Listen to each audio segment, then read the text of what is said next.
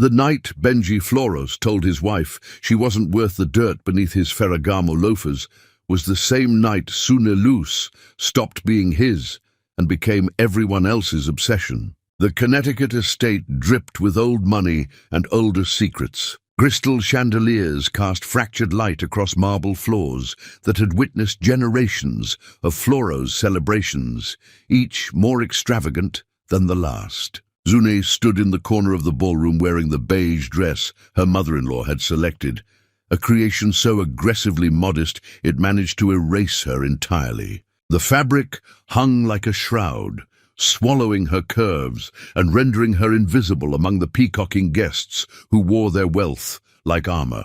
She watched Benji work the room with the effortless charisma that had once convinced her she was special. His hand rested on the lower back of Thessaly Ivanova, a Greek shipping heiress whose family fortune had survived wars and revolutions. Thessaly laughed at something Benji whispered, her head tilting back to expose a throat adorned with diamonds that could fund a small country. The gesture was practiced, perfect, designed to showcase both the jewelry and the woman wearing it. Soon had seen this performance before. She'd watched it play out at a dozen events over the past year, each repetition carving away another piece of whatever hope she'd been foolish enough to harbor. She approached with 2 champagne flutes, thinking perhaps this time would be different, that he might acknowledge her presence with something other than dismissal. "I thought you might want a drink," she said, her voice barely audible over the string quartet playing something expensive and forgettable. Benji's eyes slid past her as though she were part of the catering staff. Thessaly accepted a glass from a passing waiter, her smile precisely calibrated to wound. "You're still here?" Thessaly's accent turned the question into an art form, each syllable dripping with aristocratic disdain. How devoted! The other guests in their circle shifted uncomfortably. Some had the decency to look away. Most watched with the hungry fascination of people witnessing an execution they'd heard rumors about but never expected to see. Thessaly excused herself with a knowing smirk, her departure creating a vacuum that should have allowed for intimacy. Instead, the space between Suna and her husband felt wider than continents. "Can we leave?" Suna touched his arm, hating the pleading quality that had crept into her voice. "I'm not feeling well." Benji turned to her then, really looked at her for the first time all evening, and the coldness in his eyes made her blood freeze in her veins. He leaned close, his breath warm against her ear, his words chosen with surgical precision to inflict maximum damage. "You think I want to be seen leaving with you?" His voice was low, intimate, the tone he might use to whisper endearments, but twisted into cruelty. "You think any man here would trade places with me? Look at yourself, Suna, really look." She did. Caught her reflection in one of the gilt-framed mirrors that lined the walls.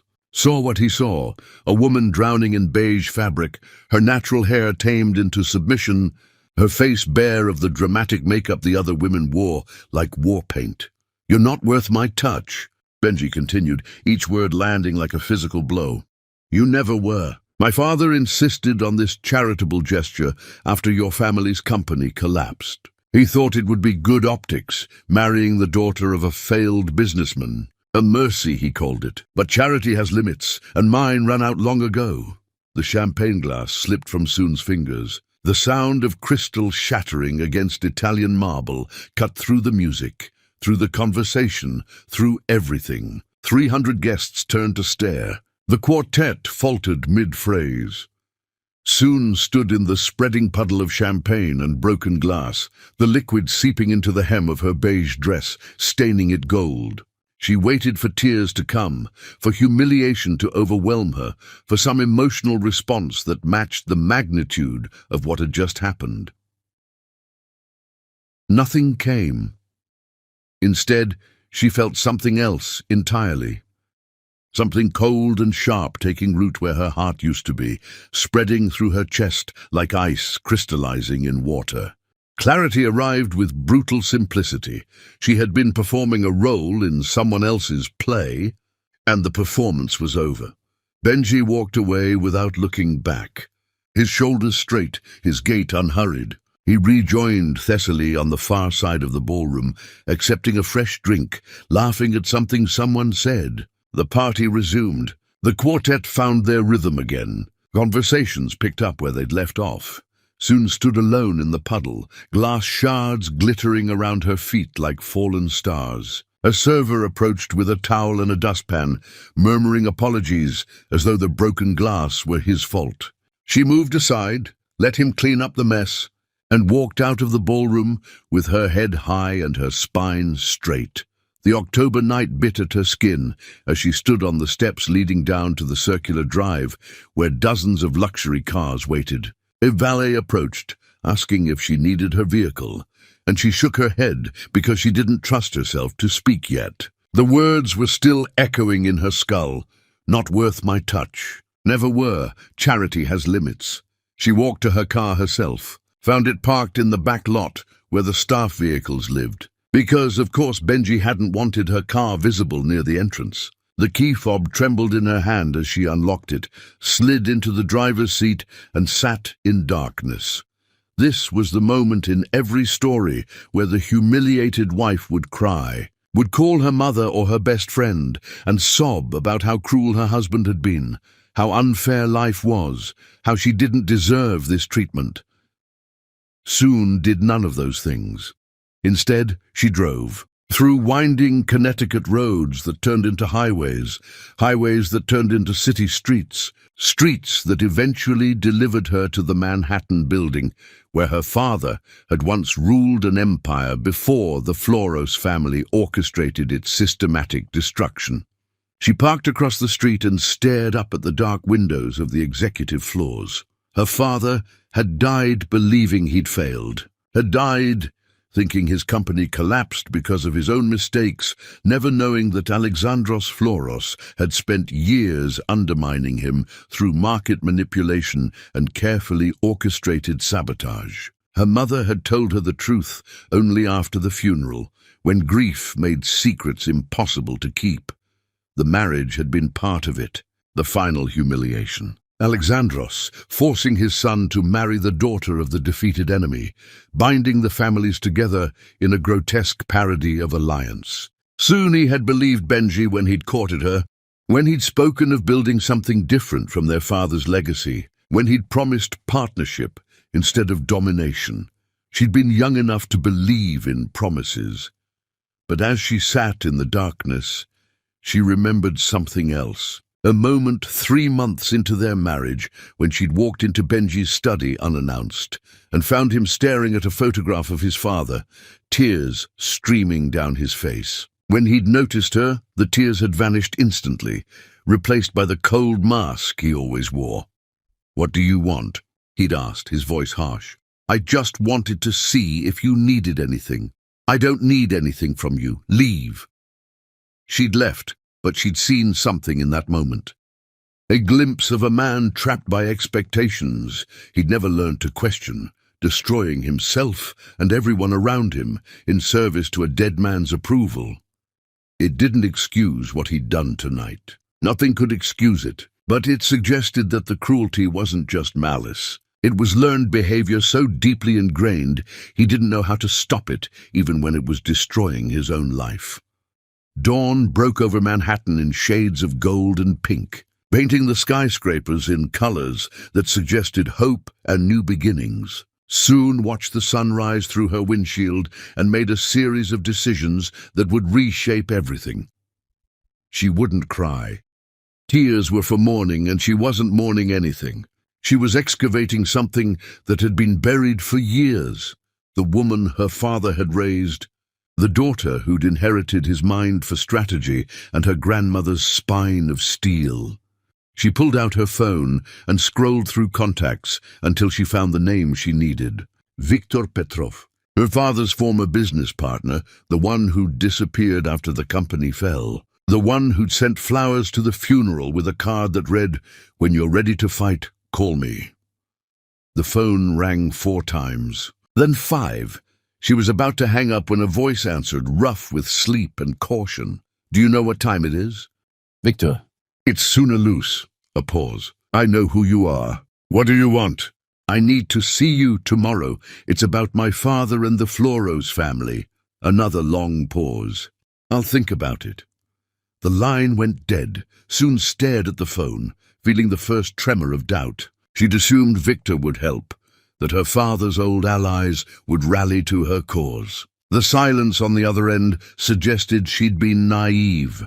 She started the car and drove home to the Connecticut estate, arriving just as the cleaning crew was erasing all evidence of the gala. The broken champagne glass was gone. The ballroom gleamed as though nothing had happened, but everything had happened.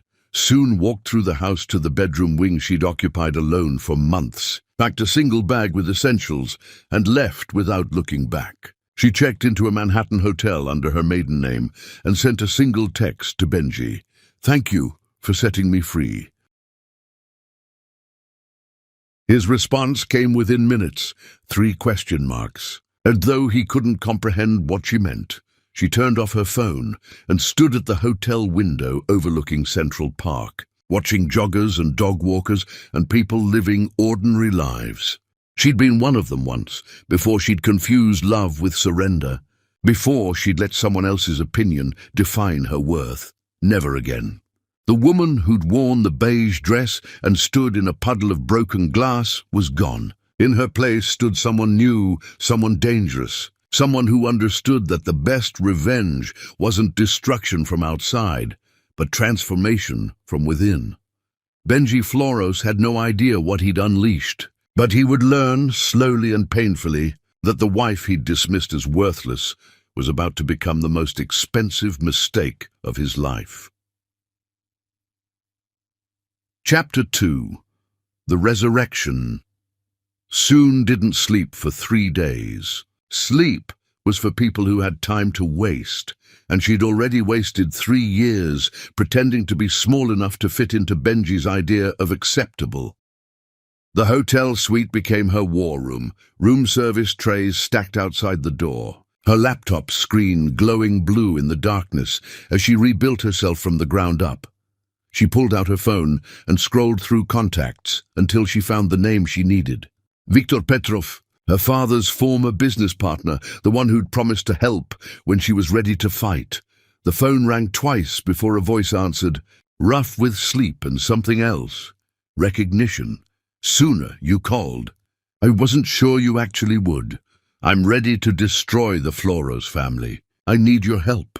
Silence stretched across the line. Then, no, the word hit her like cold water. What? I said no. I've spent 5 years rebuilding my life after what Alexandros did to us. I have a consulting firm now, clients who depend on me, a reputation I've worked hard to establish. Getting involved in your revenge would jeopardize all of that. Soon felt panic rising in her chest. She'd planned everything around having Victor as an ally. Without his expertise, his knowledge of her father's business, his connections. Please, she said, hating how the word sounded. My father trusted you. He would have wanted. Your father is dead, Victor interrupted not unkindly, and using his memory to manipulate me won't work. I loved him like a brother, but I'm not throwing away everything I've built for a widow's vendetta. He hung up before she could respond. Soon sat in the hotel room staring at her phone, the first crack appearing in her armor of certainty. She'd assumed Victor would help. Assumed her father's old partners would rally to her cause out of loyalty or guilt or some sense of justice. She'd been wrong. For 2 days she made calls. Former employees of her father's company, people who'd been laid off when the business collapsed, anyone who might have reason to want revenge on the Floros family. Most didn't answer. Those who did made excuses. They'd moved on, had families to support, couldn't risk antagonizing powerful people. One man, her father's former head of operations, was more direct. Your father was a good man who got destroyed by people with more money and fewer scruples. I'm sorry that happened, but I'm not interested in being collateral damage in whatever you're planning. The rejections accumulated like bruises. Sune started to understand that the world didn't owe her justice, that other people's survival instincts were stronger than their sense of loyalty to a dead man's daughter. On the 4th night, Drunk on wine and desperation, she called Victor again. "I was wrong to ask you to risk everything," she said before he could hang up. "I was wrong to use my father's memory as leverage. But I need to know, did Alexandros Floros destroy my father deliberately? Or am I inventing conspiracies to avoid accepting that he just failed?" Another long silence. Then Victor sighed, a sound that carried years of survivor's guilt. "Meet me tomorrow. I'll show you everything I have. But after that, you're on your own." They met at a cafe in Brooklyn, far from the circles where either of them might be recognized. Victor looked older than Suna remembered, his hair more grey than black, his face carrying lines that hadn't been there at her father's funeral.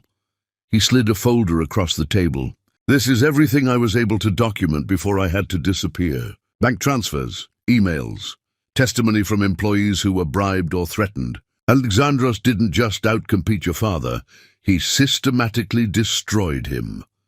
Suna opened the folder with shaking hands and saw the pattern laid out in documents: market manipulation, insider trading, witnesses who'd been paid to sabotage deals. The evidence was undeniable. "Why didn't you use this?" she asked.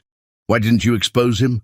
"Auntie, because I had a family to protect. Because lawyers cost money I didn't have. Because powerful people don't go down easy, and I didn't want to end up like your father, dead from stress before I hit 50.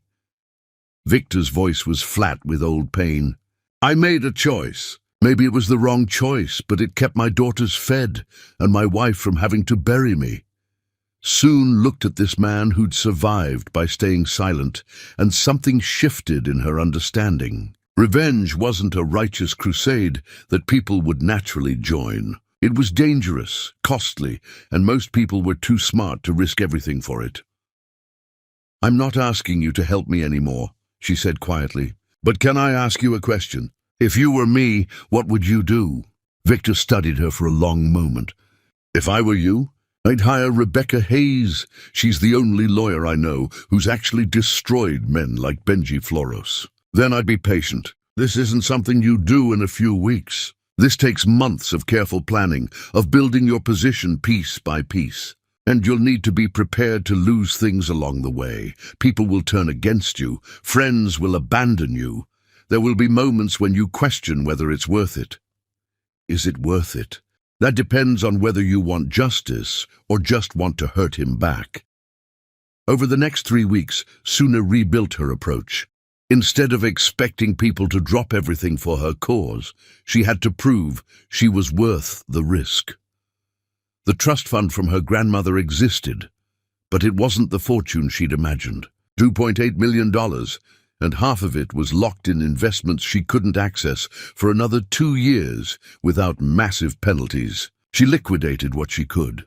$1.4 million in cash, plus the jewelry Benji had given her over the years that she'd never worn. The pieces sold at auction for another $300,000, $1.7 million total. Enough to survive for a while, not enough to buy an army. She started selling her skills instead. Her father had taught her financial analysis before he died, and those skills hadn't atrophied during her marriage. She'd simply stopped using them. She took freelance consulting work under a pseudonym, analyzing shipping contracts for smaller companies, earning $5,000 here, $10,000 there. The money was nothing compared to what she'd need, but it was hers, earned, not inherited. Rebecca Hayes' office didn't return her first 3 calls. When she finally got through, the receptionist informed her that Ms. Hayes' retainer was $200,000, and her calendar was booked for 6 months. Sune didn't have $200,000 to spend on a retainer. She had rent to pay, consultants to hire, shares to buy. She needed another approach. She researched every case Rebecca had won, every interview she'd given, every article written about her. Then she wrote a 30-page legal analysis of the Floros Industries' corporate structure, identifying 17 specific vulnerabilities in Benji's position that could be exploited through shareholder rights and fiduciary duty laws. She included case precedents, documentation of similar successful challenges, and a proposed strategy timeline. She mailed it to Rebecca's office with a note. "I can't afford your retainer yet, but I can afford to pay you a percentage of what we win. If this analysis is worth your time, call me." 3 days later, her phone rang. "This is Rebecca Hayes. Your analysis is solid. Better than some of the work my associates produce." A pause. "I don't take contingency cases, but I'm willing to take a reduced retainer, 50,000 up front, plus 15% of any financial settlement or share value gained. Interested?" Soon calculated quickly. 50,000 would hurt, but it was doable. "Yeah, good. Come to my office tomorrow and bring everything you have on your husband." The physical transformation was harder than Suna had anticipated, and more expensive than her shrinking resources could easily bear. Harper Chen came recommended through Rebecca's network, but the consultation fee alone was $5,000. "I can't afford your full services," Soon told her during their first meeting, "but I can afford advice. Tell me what I need to change, give me a plan, and I'll execute it myself." Harper studied her with professional assessment. "Most of my clients want me to do the work for them. You're willing to put in the labor? I don't have a choice." "Then here's what you do." Harper pulled out a tablet and started sketching. "Your wardrobe is expensive but wrong. Stop trying to blend in with his world. Find your own style, bold colors, clean lines, nothing apologetic. Shop at consignment stores for designer pieces. You can build a powerful wardrobe for under 5,000 if you're strategic. Your hair needs to make a statement, not hide. YouTube has hundreds of tutorials for natural hairstyling. Learn them. Practice until you can do in 20 minutes what you've been paying a stylist 2 hours to achieve. Your posture is defensive. Walk like you're heading somewhere important, not like you're hoping no one notices you." Harper charged her for 1 hour of consultation instead of the full makeover package. "Come back in 2 weeks. Show me what you've done. If it's good, I'll give you the next phase of advice. Consider it an investment in watching someone actually do the work." Suna spent the next 2 weeks transforming herself on a budget. She watched videos until 3 in the morning, practiced walking in heels she bought second-hand, taught herself makeup techniques that created authority instead of prettiness. She shopped at vintage stores and consignment boutiques, building outfits that cost $200 but looked like $2,000. When she returned to Harper's office, the consultant circled her slowly, then smiled, genuinely this time, not professionally. "You did the work. Most people would have given up or found excuses why they needed me to do it for them. You figured it out." Harper pulled out her tablet again. "Here's phase 2, and Suna? I'm not charging you for this one. I want to see where this goes." The approach to Nathan Wellington was built on competence, not capital. Suna had met him once, briefly, at a conference 2 years ago. She'd kept his business card more out of habit than intention. She spent a week researching his company, analyzing his supply chains, identifying inefficiencies she could see from publicly available data. Then she wrote him a 20-page operational analysis showing how Wellington Maritime could reduce fuel costs by 11% and improve delivery times by 7% through route optimization and strategic port partnerships. She sent it with a simple note. "I found these opportunities in your public data. Imagine what I could find with access to your actual operations. If this is worth a meeting, call me." He called the next morning. They met at a restaurant in the financial district. Nathan arrived precisely on time, and when he saw her, transformed, self-made, ready for battle, his expression shifted from polite greeting to genuine interest. "Your analysis was impressive," he said, sitting across from her. "Where'd you learn shipping logistics?" "My father. He used to quiz me on route optimization when I was 12. I thought it was annoying then. Turns out it was an education, and you're offering to help me improve my operations out of the goodness of your heart?" "No, I'm offering a partnership. I'm making a play for control of Floros Industries. I need someone with your expertise and your integrity. In exchange, I can help you expand into markets that have been closed to you, leverage relationships I'm building, and provide strategic analysis that you're currently paying consultants a fortune to deliver." Nathan leaned back, studying her. "What's in it for you?"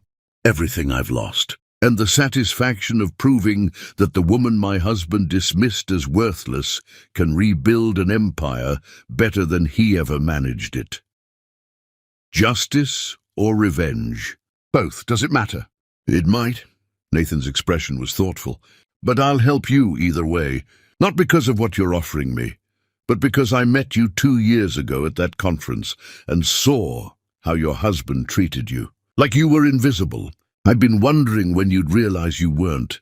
They talked for 3 hours. Nathan agreed to the partnership, but not because Soon was buying him, because she'd proven she could deliver value, and because he believed in what she was trying to build.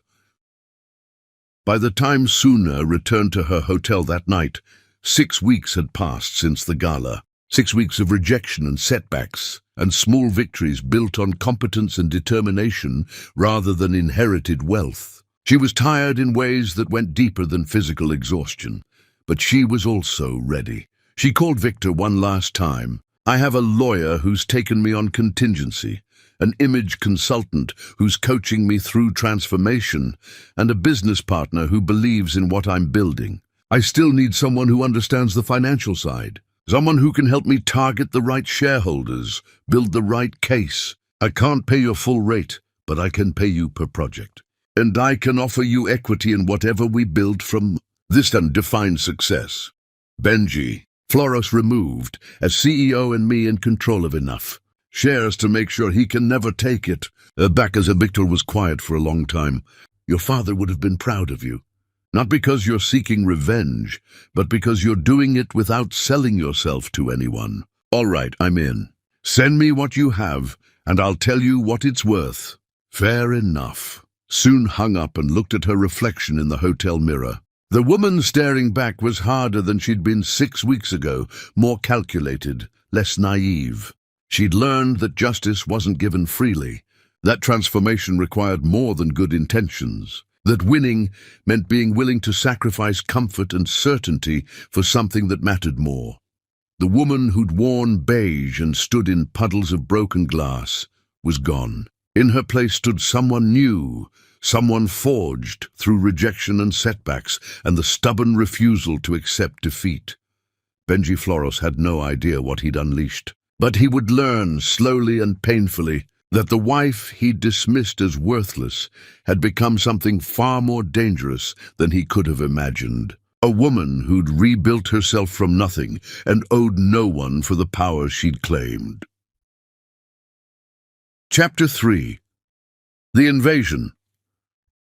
The boardroom of Floros Industries smelled like old leather and older money. Soon arrived an hour before the scheduled meeting, before even the early arrivals typically showed up, because territory was claimed not just by presence, but by preparation.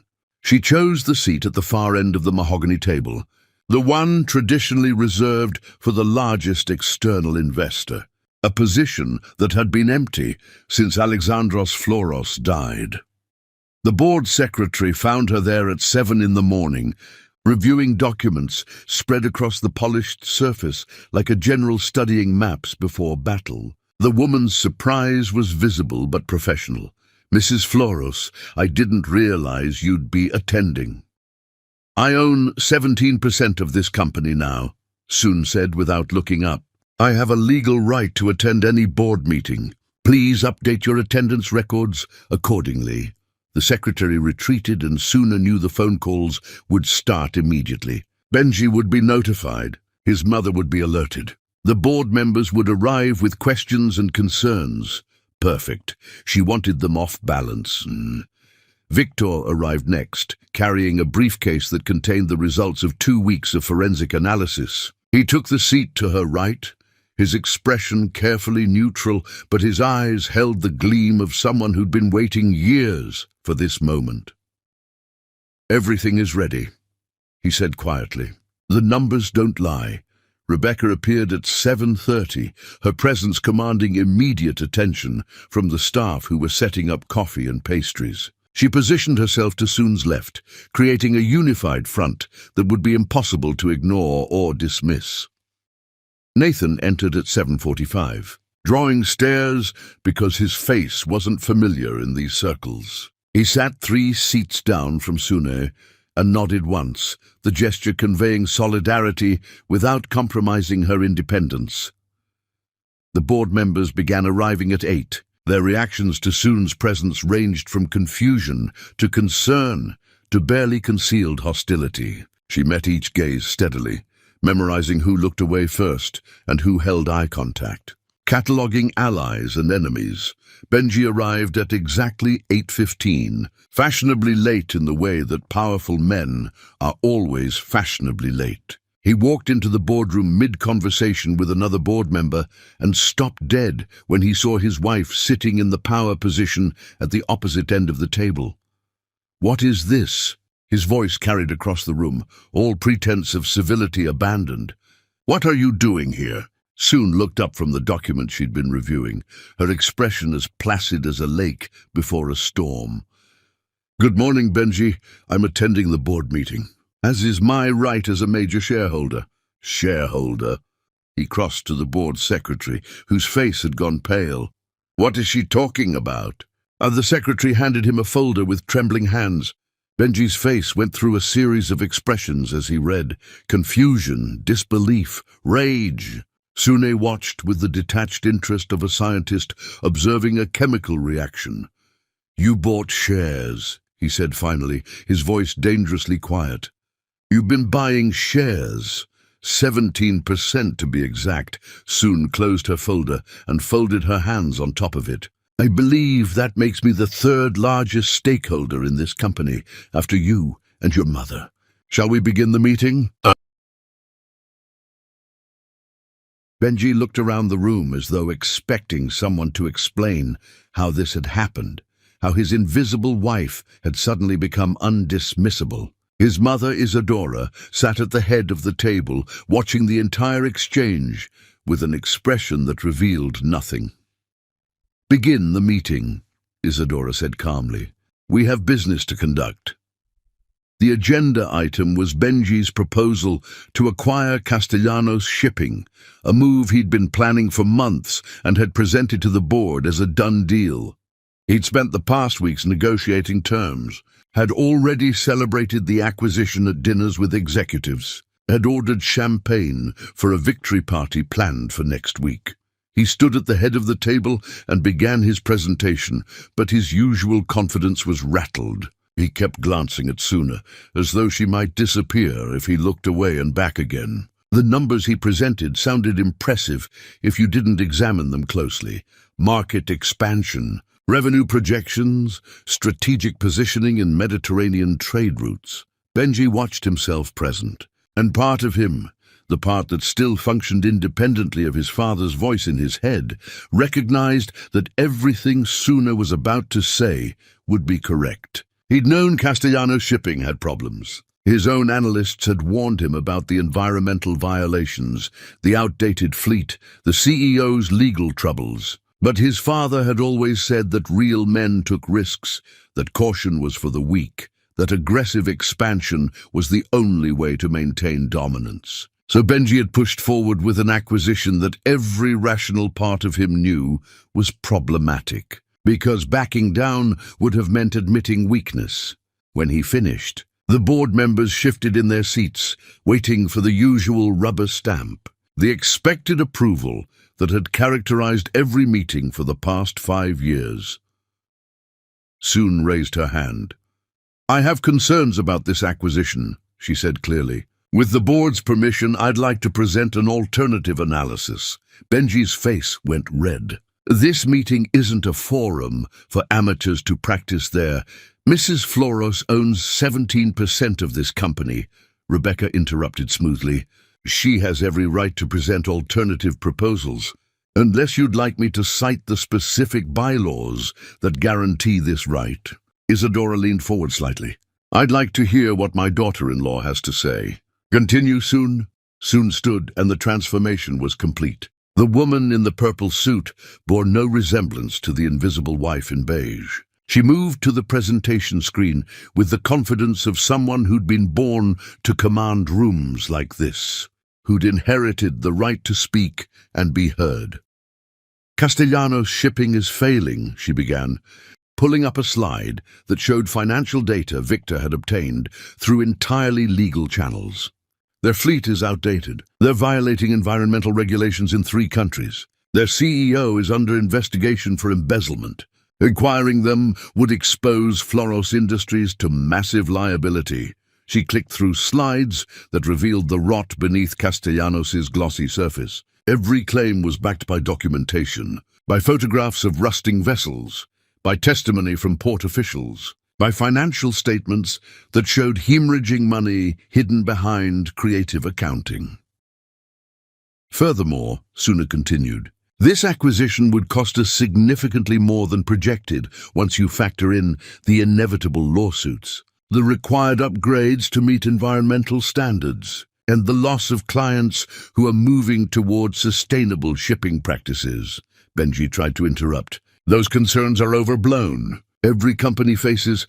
I'm not finished. Soon's voice cut through his objection like a blade. I have an alternative proposal that would cost 40% less and yield significantly higher returns. She pulled up new slides showing Wellington Maritime, Nathan's company, showcased in data and photographs that told the story of modern, efficient, environmentally conscious shipping. The numbers were undeniable. Newer vessels, cutting-edge technology, relationships with major clients who were demanding sustainable practices. Wellington Maritime represents the future of this industry, Soon said, making eye contact with each board member in turn. Acquiring them would position Floros Industries as an industry leader in sustainable shipping. We'd gain access to new markets, particularly in the Pacific region, where growth is exploding. And we'd do it at a fraction of the cost, with none of the liability. She presented projected revenue streams, environmental impact assessments, testimonials from clients promising increased contracts if Floros went green. Victor had helped her prepare every number, and Nathan had provided insider knowledge about market trends that Benji had completely missed. When she finished, the silence in the boardroom was absolute. Board members were leaning forward, studying the slides with genuine interest instead of the polite boredom they'd shown during Benji's presentation. This is insane, Benji said finally. You want us to abandon a deal I've been negotiating for months in favor of some company nobody's ever heard of? I've heard of them, said Stellan Voss, one of the board's most influential members. They're revolutionizing sustainability standards. If we don't move on this, our competitors will. The environmental angle alone is worth considering, another board member added. Our clients are asking for greener options. We've been putting them off for years. Isadora hadn't spoken since giving Suna permission to present. Now she cleared her throat, and everyone turned to listen. I vote in favor of Soon's proposal, she said simply. All those in favor? Hands went up around the table. One by one, board members chose the future over Benji's pride. When the count was finished, the vote was unanimous, except for Benji and 3 loyalists who refused to raise their hands. Motion passes, Isadora announced. We'll begin acquisition talks with Wellington Maritime immediately. Meeting adjourned. The boardroom emptied slowly, members approaching Suna to shake her hand, to express surprise at her analysis, to ask where she'd been hiding this competence all these years. She accepted their compliments with grace, while internally noting which ones were genuine and which were merely hedging their bets. Benji remained at his end of the table, staring at the presentation screen, where Soon's slides still glowed. When the room finally cleared except for the 2 of them, he spoke without looking at her. My father arranged our marriage because he felt guilty about destroying your father. Did you know that? He was dying, and guilt made him sentimental. He thought binding our families would somehow make up for what he'd done. I know, Suna said quietly. I've always known. And you married me anyway. I married you because I was young enough to believe people could be different from their parents. I was wrong. Benji finally turned to face her, and for the first time since the gala, she saw something other than arrogance in his expression. Confusion, maybe. The beginnings of understanding that he'd fundamentally miscalculated. "What do you want, Soon? Revenge?" She gathered her documents, took her time responding. "I want what I've always wanted. Respect, recognition. The right to exist in spaces that men like you think belong exclusively to you. The difference is, now I'm not asking for permission." She walked out of the boardroom without looking back, knowing he was watching her leave, knowing the foundation of his world had just developed cracks he couldn't ignore. Chapter 4. The Coronation. The Metropolitan Museum Gala honoring contemporary African art was the kind of event where Manhattan's elite went to be seen rather than to see. Zune had attended it before, always on Benji's arm, always wearing whatever he deemed appropriate, always standing slightly behind him while he networked with people he considered important. This year, she arrived alone. The car service dropped her at the museum's entrance precisely on time. She stepped out wearing a custom gown in deep purple created by an emerging Senegalese designer Harper had discovered during research. The fabric moved like water, catching light and throwing it back in ways that made photography necessary. Her natural hair was styled in an elaborate crown of coils, each one perfectly formed, decorated with small gold beads that caught the flash of cameras.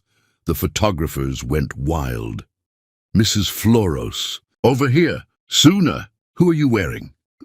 "Mrs. Floros, is it true you're now on the Floros Industries board?"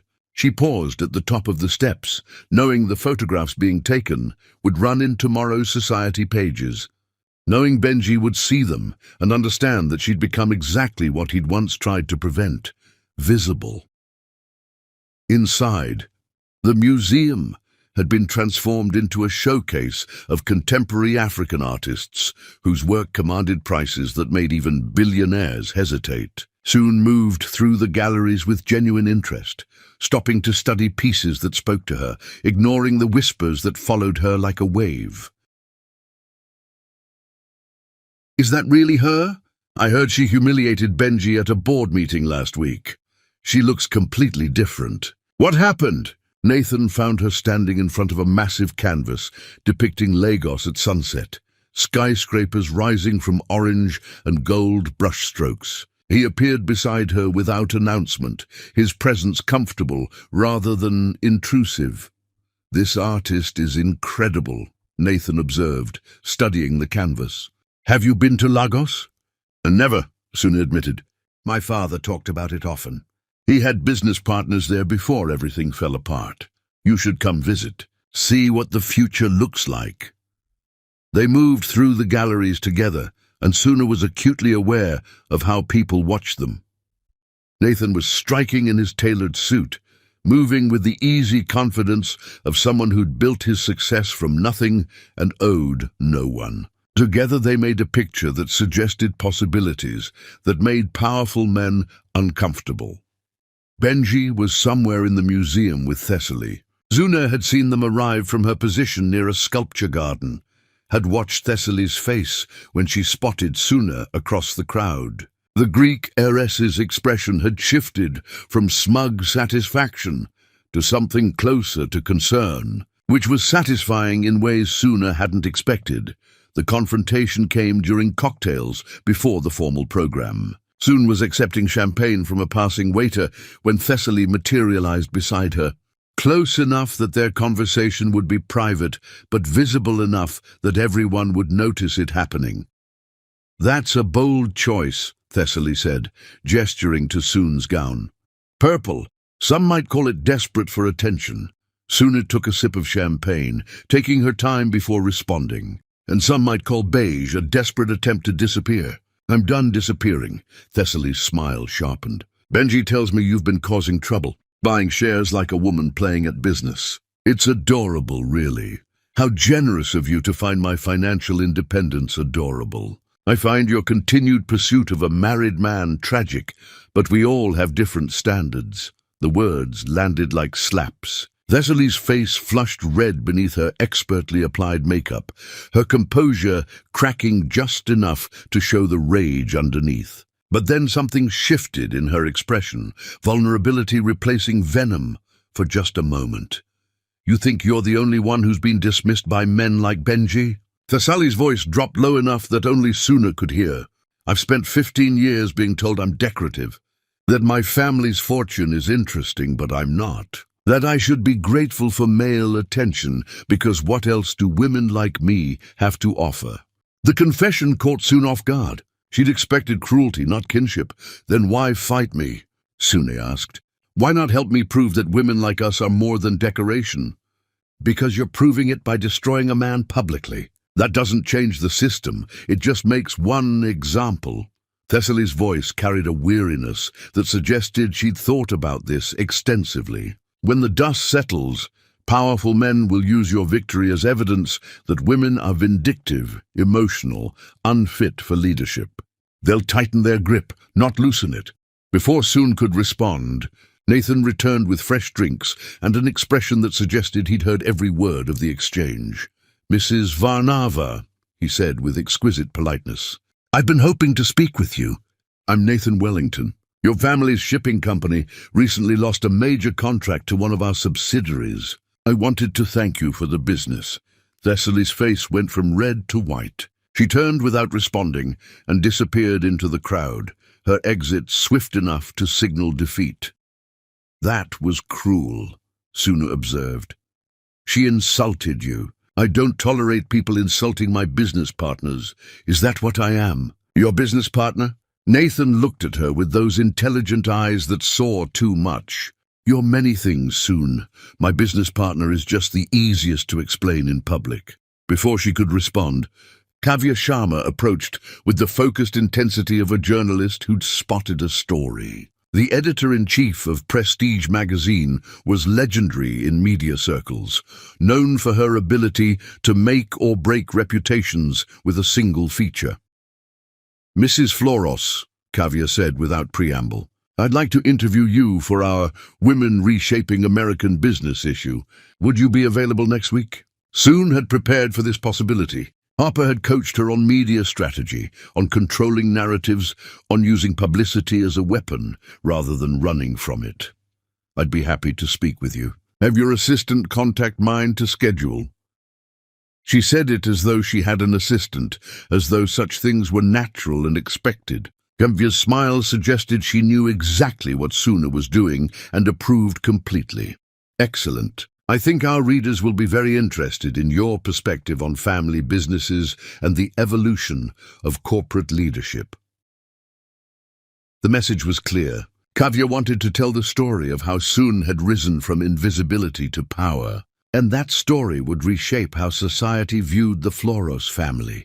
The formal program began with speeches from artists and curators, followed by the announcement of the evening's honorees. Sune found her seat at a table near the front, positioned strategically where she could see and be seen. Nathan sat beside her, and Rebecca had materialized at some point during the evening to claim the seat on her other side. Across the ballroom, Benji sat at a different table with Thessaly, who was pointedly ignoring him in favor of conversation with a Swedish industrialist. Soon watched her husband watch her, saw the way his jaw tightened when Nathan leaned close to whisper something that made her laugh. The speeches droned on, but Suna was focused on something else, the way people approached her table during breaks, introducing themselves, requesting meetings, treating her like someone worth knowing. Board members from other companies, venture capitalists looking for investment opportunities. Society women who'd ignored her for years, suddenly fascinated by her transformation. "You're a sensation," Rebecca murmured during one such break. "They're calling you the boardroom queen on social media. The photographs from the entrance have gone viral." Soon pulled out her phone and scrolled through her mentions. Thousands of comments, most from women celebrating her apparent transformation. Articles being written in real time about her appearance, her rumored role in the Wellington maritime acquisition, speculation about trouble in the Floros marriage. "This is what you wanted, yes?" Nathan asked. "To be seen." "No," Soon corrected. "I wanted to be undeniable. There's a difference." On the way out of the gala, Sune passed Benji in the museum's grand foyer. They hadn't spoken directly all evening, had maintained careful distance like opposing magnets. But in that moment, surrounded by crowds heading to after-parties and late dinners, they found themselves face to face. "You look different," he said. The same observation Nathan had made, but weighted with accusation instead of admiration. "I am different. This isn't you, Sune. This performance, this costume. I know who you really are." She looked at him then, really looked at him, and saw a man who'd convinced himself he understood everything while understanding nothing. "You never knew who I was, Benji. You knew who you needed me to be. There's a universe of difference between those things." She walked past him without waiting for a response, her heels clicking against marble, surrounded by people who treated her like she mattered because she'd decided she did. Chapter 5. The Alliance Isadora. Loros lived in a Fifth Avenue apartment that had been in the family for 3 generations. The building was one of those pre-war structures where wealth whispered instead of shouted, where doormen knew your name and your secrets with equal discretion. Sune had been summoned here via text message. 3 words that carried the weight of command. Lunch, tomorrow, non-negotiable. She arrived precisely on time, dressed in a suit that Harper had selected for its message. Respectful but not submissive, elegant but not trying too hard. The doorman recognized her immediately, which meant Isadora had warned the staff, which meant this meeting mattered. The elevator operator, a man who must have been with the building since before Sune was born, offered her a slight smile as they ascended. "Mrs. Floros is expecting you. She's been looking forward to your visit." The phrasing was careful, revealing nothing while suggesting everything. Looking forward implied anticipation, perhaps even pleasure. Soon filed the observation away, another data point in understanding the woman who controlled so much of her future. The apartment was everything Soon expected. Priceless art on every wall, furniture that had survived wars, windows overlooking Central Park like the city existed for the family's viewing pleasure. But what surprised her was the warmth. She'd expected the sterile perfection of a museum, but instead found evidence of actual living. Books stacked on side tables, reading glasses abandoned on an ottoman, a half-finished crossword puzzle resting near a window. Isadora waited in the dining room, seated at a table set for 2 with china that was probably older than the building itself. She wore a simple dress in deep blue, elegant without trying. Her grey hair swept back in a style that emphasized bone structure that had probably stopped men in their tracks 50 years ago. "You're punctual," Isadora observed. "Benji is always late. He learned from his father that making people wait is a power move. I taught him nothing, apparently." Soon sat without being invited, a small rebellion that Isadora noted with the flicker of a smile. "Thank you for the invitation. Don't pretend you had a choice. When I summon someone, they come." Isadora poured tea from a silver service that had survived the Greek Civil War. "But you knew that already. You've been studying this family for 3 years, learning our weaknesses. Is that what you think I've been doing?" "It's what I would have done in your position. It's what I should have done 50 years ago when I married into this family and realized, too late, what I'd signed up for." Isadora's hands were steady as she poured, but Suna noticed the thinness of her wrists, the way her wedding ring hung loose. "I was 19 when I married Alexandros. 19 and stupid enough to believe that money and status meant security. Staff brought lunch.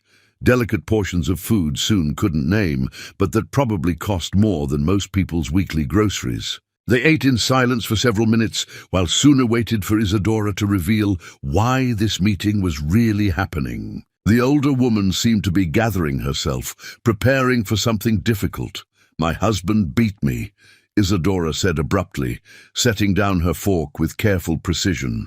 For 30 years. Did you know that? Soon's breath caught. No, nobody knew. I was excellent at hiding it. Makeup, long sleeves, lies to doctors. The wealthy are very good at concealing violence behind closed doors. Isadora's hands trembled slightly as she reached for her teacup. Alexandros was charming in public, brutal in private. He viewed women as property to be controlled. I stayed because leaving would have meant poverty and shame, because divorce wasn't something people in our circle did.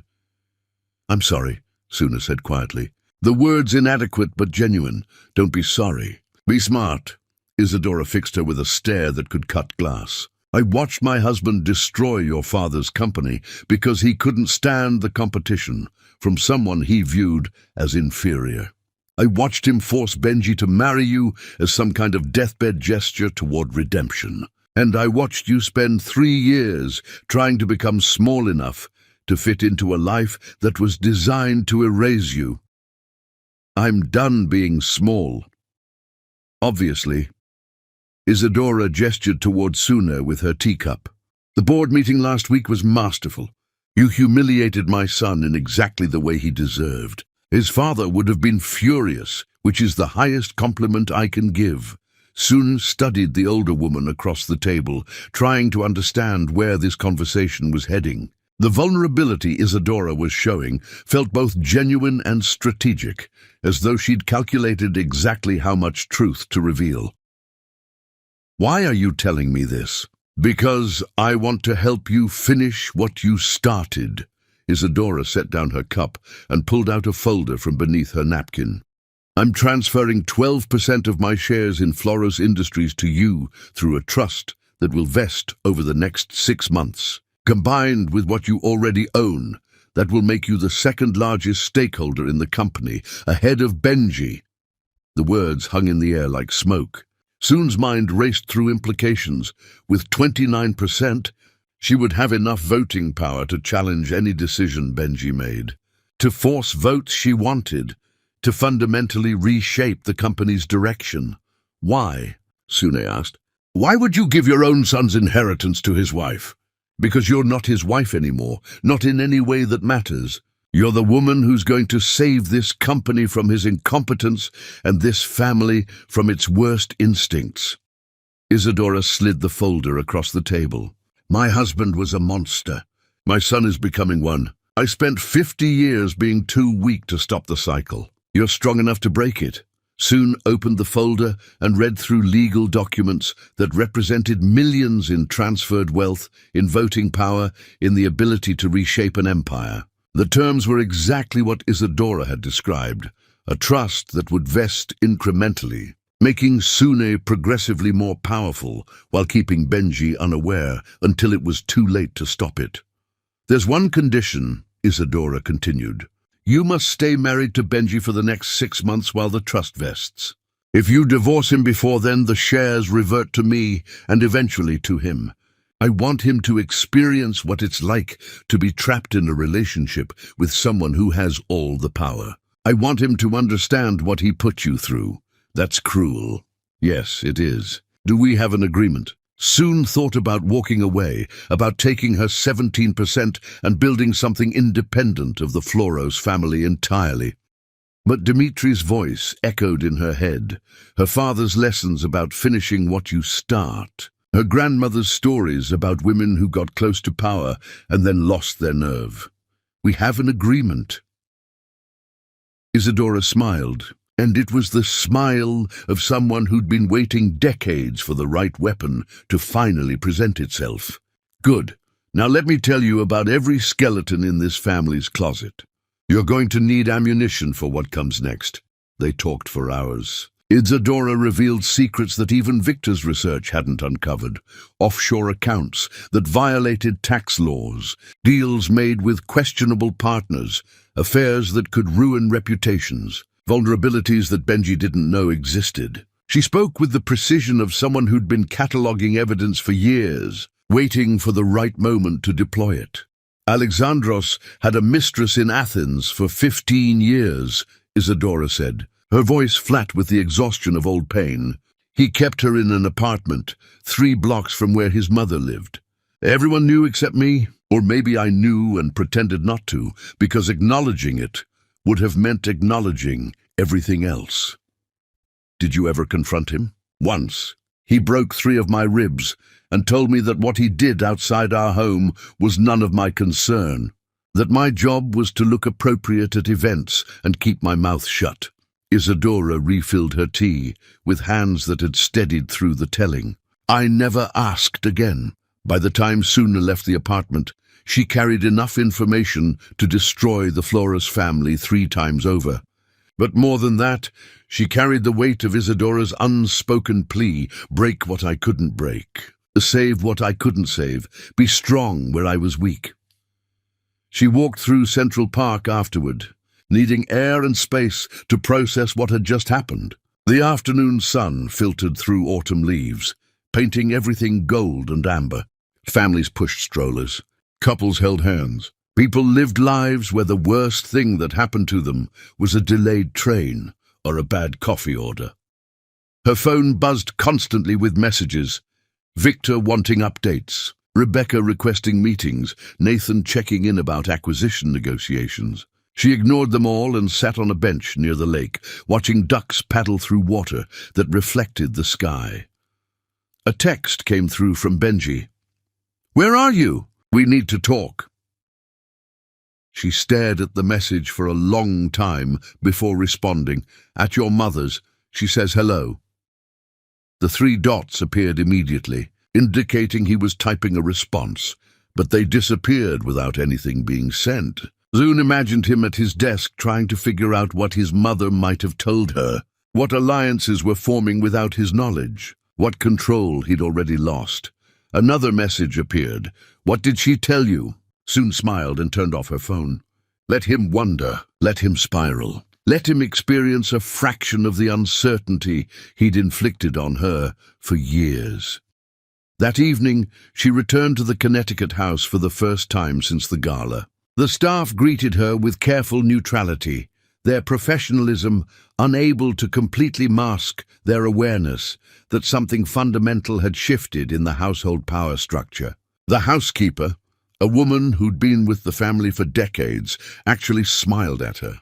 A real smile, not the polite mask service workers wore around the wealthy. "It's good to see you, Mrs. Flores," the woman said, and the warmth in her voice suggested she meant it. Benji found her in the dining room, where she'd instructed the chef to prepare an elaborate meal using all of his favorite dishes from childhood. The table was set with their wedding china, candles lit, wine already poured. It looked like a romantic dinner, like an attempt at reconciliation. He entered the room, confused, suspicious, hopeful in ways he probably didn't want to admit. "What is this?" "Dinner," Suna said simply, rising from her seat. "I thought we should eat together, talk, like married people do." He approached the table slowly, as though expecting a trap.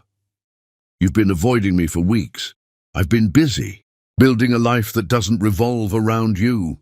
She gestured to the chair across from her. "Sit, let's have a civilized conversation." They sat. The chef brought course after course, foods Benji hadn't eaten since his father was alive, recipes from his childhood that carried memories of times before he learned to weaponize his privilege. Zune watched him eat, saw the confusion deepening as he tried to understand what game she was playing. "My mother likes you," he said finally between courses. "She's never liked anyone I've dated or married." "What did you talk about?" "Your father, his violence, the way patterns repeat through generations unless someone chooses to break them." Benji's fork clattered against his plate. "She told you about that?" "She told me everything. About how he beat her for 30 years. About how she raised you in that environment. About how she regrets not being strong enough to leave, to protect you from learning to treat people the way he treated her." "I'm not like him." "Aren't you?" Suna took a sip of wine, holding his gaze over the rim of the glass. "You've never hit me, that's true. But there are many ways to destroy a person. Violence isn't always physical.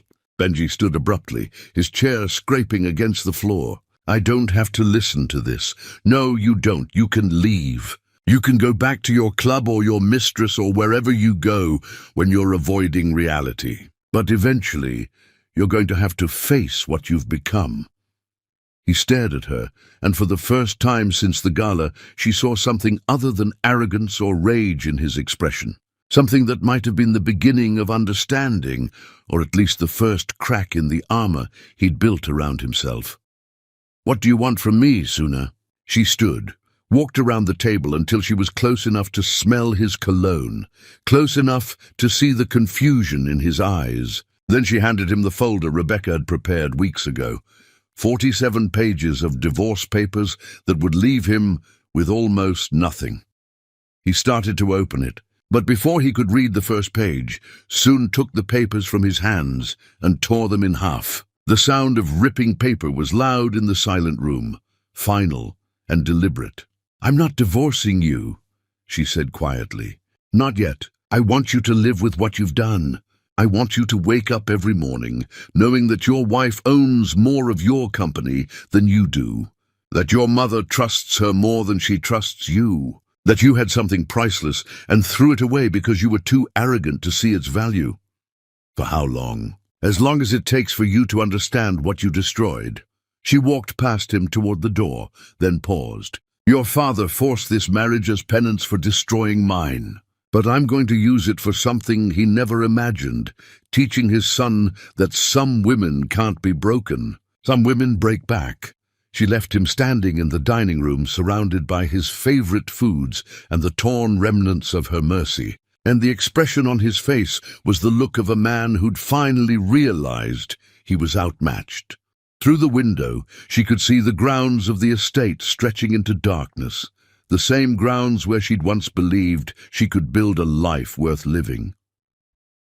That woman was gone. In her place stood someone who'd learned that survival sometimes meant becoming harder than the forces trying to break you. And that victory tasted like cold wine and torn paper, and the satisfaction of watching someone finally understand the weight of their own cruelty. Chapter 6. The Counterattack. Benji's campaign to reclaim his wife began with flowers. Dozens of roses arrived at the hotel suite where Suni had been staying, arrangements so elaborate they couldn't fit through the door. She had them delivered to the hospital where her father had died, each bouquet accompanied by a card reading, "In memory of men who deserved better." The gesture wasn't kind. It was strategic. She wanted Benji to know that his money couldn't buy forgiveness, that his grand gestures were being redirected to honor the man his family had destroyed. The flowers kept coming. Every morning, new arrangements. Roses, orchids, peonies in colors that must have cost a fortune. Every morning, Suna had them sent to the hospital, to nursing homes, to hospice centers. The nurses started calling to thank her, telling stories about patients whose days were brightened by unexpected beauty. "Your husband must love you very much," one nurse said during a call. "My husband loves control," Suna corrected. "These flowers are an apology for taking it away from him."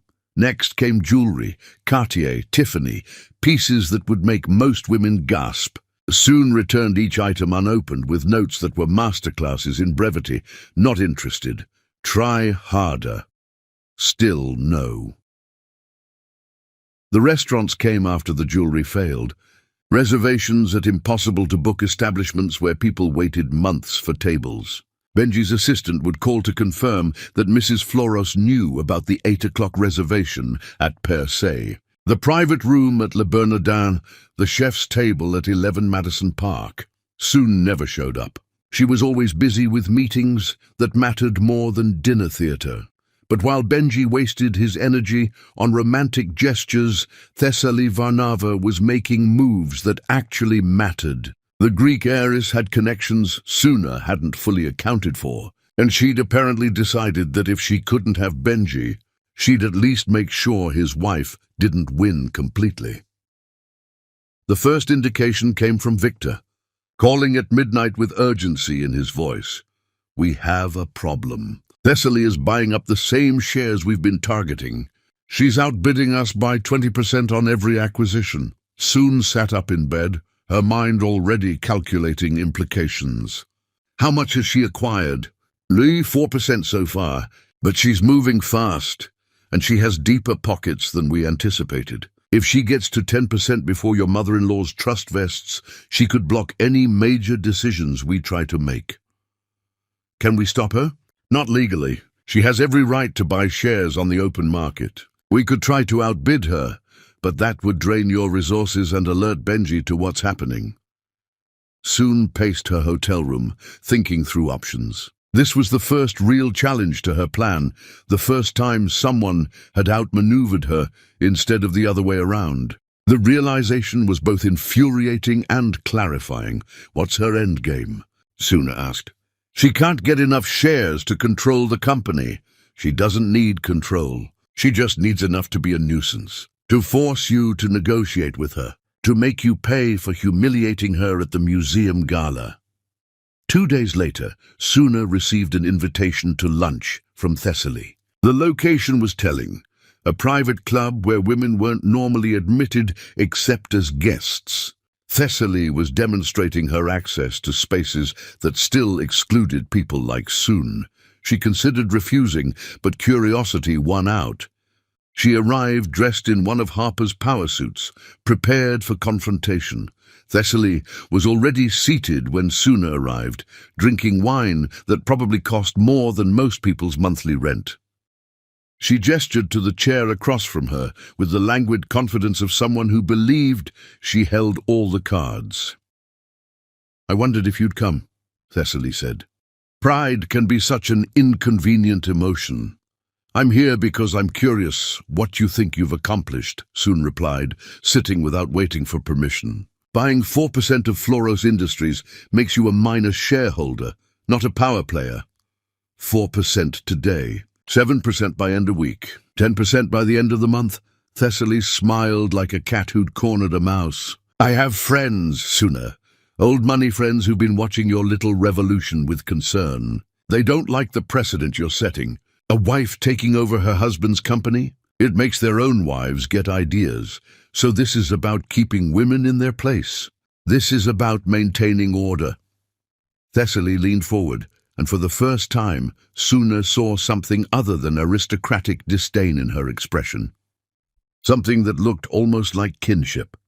"You think you're the only one who's been dismissed by men like Benji? I've spent 15 years being told I'm decorative. That my family's fortune is interesting, but I'm not. That I should be grateful for male attention because what else do women like me have to offer?" The confession caught Sune off guard. She'd expected cruelty, not vulnerability. "Then why fight me?" Sune asked. "Why not help me prove that women like us are more than decoration?" "Boo. Because you're proving it by destroying a man publicly. That doesn't change the system, it just makes one example. And when the dust settles, those old money friends of mine will use your victory as evidence that women are vindictive, emotional, unfit for leadership. They'll tighten their grip, not loosen it." Thessaly's voice carried a weariness that suggested she'd thought about this extensively. "I'm not fighting you out of loyalty to Benji. I'm fighting you because your revenge makes things harder for the rest of us." "So what do you want?" "Dadadu-un. I'm prepared to make you an offer. Sell me your shares at market value, walk away from Floros Industries, and I'll make sure you're taken care of financially. You'll be rich and free. Isn't that what you wanted?"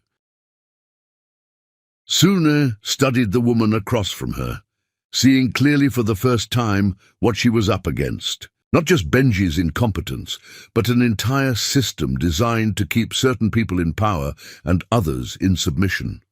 "No," Sun said simply. "No, I'm offering you millions.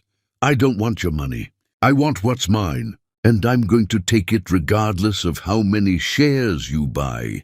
Thessaly's expression hardened. "Then you'll lose. Even if you get your mother-in-law's shares, I'll have enough to block your initiatives. Every decision will be a battle. Every vote will be contested. I'll make running that company so exhausting you'll beg to sell out. Then I'll be exhausted. But I won't be defeated." Soon stood to leave, but Thessaly's voice stopped her. "You're making a mistake. Not with me, with Nathan Wellington." "What about Nathan?" "He's in love with you. Everyone can see it. And you're using that affection to secure his business partnership while giving him nothing in return. When you break his heart, and you will because you're too cold now to love anyone, he'll withdraw his support. You'll lose the maritime acquisition, your credibility with clients, everything you've built on his goodwill." The words landed like arrows, finding weaknesses Suna had been trying to ignore. She thought about Nathan's patient kindness, the way he looked at her when he thought she wasn't watching, the hope he carried that maybe someday she'd let him in. "My relationship with Nathan is none of your concern. It will be when it falls apart and takes your empire with it." Suna left the club, but Thessaly's warning echoed in her head. She'd been so focused on destroying Benji that she hadn't considered the collateral damage. Nathan deserved better than to be a pawn in her revenge. But she didn't know how to be vulnerable with him, didn't know if she was capable of giving him what he needed. That night, she convened an emergency meeting with her team. Victor, Rebecca, Nathan, and Harper all gathered in her hotel suite, spreading financial documents across every available surface. "We need to change strategy," Suna said. "Thessaly is buying shares to block us. We can't outbid her directly, but we can make her position untenable." "How?" Rebecca asked. "By making Floros Industries so successful under our leadership that her shares become valuable enough that her own investors pressure her to sell." "She's not buying these shares with her own money. She's raised capital from those old money friends she mentioned. If we can make the company's value skyrocket, they'll want to cash out at the peak." "That's a long game," Victor warned. "It could take months." "Then we play the long game." But as they worked through the night, building a counter-strategy, Soon made a critical error. She was tired, frustrated by Thessaly's interference, and rattled by the warning about Nathan. When Rebecca suggested they leak information about the upcoming Wellington maritime acquisition to financial analysts, Soon agreed without thinking through the implications. "We need to create buzz," Rebecca explained. "Get people excited about Floros's future so Thessaly's investors start seeing dollar signs." "Do it," Suna said. "Whatever it takes to neutralize her." The leak went out that night. By morning, every financial publication was running stories about Floros Industries' rumored acquisition of Wellington Maritime, about their move towards sustainable shipping, about the brilliant strategic vision of the new leadership team. The stock price jumped 15%. Thessaly's investors started making noise about selling. Soon thought she'd won. She was wrong. 2 days later, Nathan showed up at her office with an expression she'd never seen on his face before. Cold fury barely contained beneath professional courtesy. "You leaked the acquisition," he said without preamble, "before it was finalized, before we'd notified our existing clients, before my board had a chance to prepare." Soon felt ice forming in her stomach. "I thought it would help build momentum. It's caused chaos. 3 of my major clients are threatening to leave because they found out from the news that we're being acquired. My board is furious because they look incompetent, like they couldn't even control their own company's messaging. And my competitors are circling, trying to poach our staff while we're distracted by media attention." "I'm sorry. I didn't think that's exactly the problem." "You didn't think? You were so focused on beating Thessaly that you treated my company like a chess piece instead of a living organization with people who depend on it." Nathan's voice was quiet, controlled, devastating. "I've spent 15 years building Wellington Maritime. 15 years earning trust, creating relationships, proving myself in markets that didn't want to take me seriously. And you almost destroyed all of that for a tactical advantage in your revenge plot. I'll fix it. I'll issue a statement, talk to your clients personally. I've already fixed it." Spent the past 48 hours in damage control, calling every major client, reassuring my board, managing the media chaos you created." He sat down heavily in the chair across from her desk. "The acquisition is still happening. But I need you to understand something. My company isn't a tool for you to use. The people who work for me aren't collateral damage in your war with your husband. If we're going to be partners, you need to start thinking about consequences beyond your immediate victory." Soon felt something cracking inside her, the protection she'd built, developing its first real fracture. "You're right." "I'm sorry, I know you are. But sorry doesn't undo damage." Nathan stood to leave, then paused at the door. "Thessaly was right about one thing. You've become so focused on being invincible that you've forgotten how to be human. And that's going to cost you more than any shares or board votes ever could." He left, and soon sat alone in her office, looking out over Manhattan, tasting failure for the first time since she'd started this campaign. She'd won tactical victories, the board meeting, the social transformation, but she'd almost lost something that mattered more, an ally who'd never treated her as less than she was, whose respect she'd taken for granted. She pulled out her phone and called Rebecca. "The leak was my mistake," Soon said. "Issue a statement taking full responsibility. Make it clear that Nathan and Wellington Maritime had nothing to do with it, that it was my error in judgment. That will make you look incompetent." I was incompetent. I let my need to win override good judgment. Issue the statement. When Rebecca hung up, Soon stayed at her desk watching the sun set over Manhattan, understanding for the first time that winning wasn't just about destroying your enemies. It was about not destroying your friends in the process. And that balance, she was learning, was far harder to maintain than she'd ever imagined. Chapter 7. The Execution. The quarterly shareholders' meeting was usually a formality attended by analysts and minor investors who owned enough shares to warrant invitation, but not enough to matter. Soon had studied the attendance records going back 5 years. Average turnout was around 30 people. Meetings rarely lasted more than an hour. Votes were always unanimous because Benji controlled the narrative. This year would be different. She'd spent 2 weeks personally contacting every shareholder, every analyst who covered the company, every financial journalist who'd ever written about Floros Industries. The invitations she sent were masterpieces of strategic ambiguity. Quarterly meeting with special presentations regarding company restructuring and leadership evaluation. The conference room could hold 300 people. Suni booked it anyway. Let them think she was overestimating her importance. Let them underestimate her until the moment she proved them wrong. She arrived 3 hours early to oversee every detail. The presentation screen positioned for maximum visibility. Microphones tested and retested. Packets of documentation prepared for every seat, each one containing evidence that would be impossible to ignore. Rebecca helped her arrange the materials with the precision of someone setting up a legal execution. "You're sure about this?" Rebecca asked, reviewing the presentation one final time. "Once you do this, there's no taking it back. I've never been more sure of anything."